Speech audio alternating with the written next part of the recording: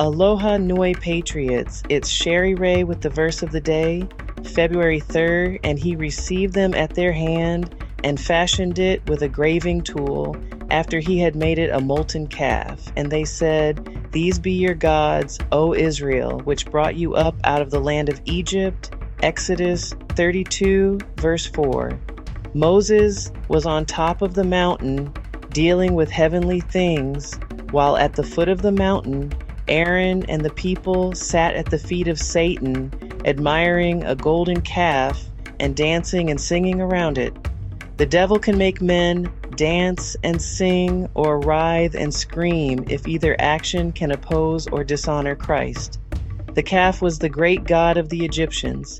It was carried in the vanguard of their processions. Sacrifices were offered to it, and lascivious dances executed in its honor. It was worshipped as the generator of life. People who are ignorant of the brute condition of fallen man's heart think it incredible that men and women who passed through the Red Sea, who daily looked upon the pillar of fire, who heard the voice of God, and who witnessed the sublime terrors of Mount Sinai could possibly have fallen, and in so short a time, into such gross idolatry.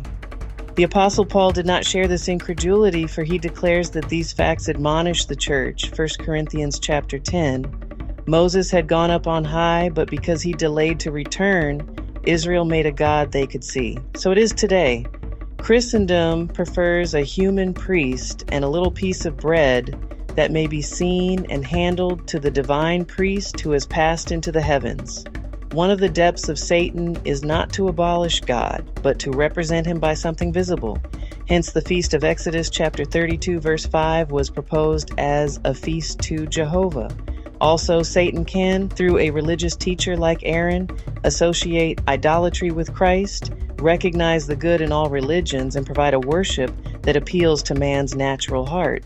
In fact, everything as it regards the golden calf was done by Aaron under the cover of religion. As someone has well said, the doing of religion is the most powerful narcotic in the world.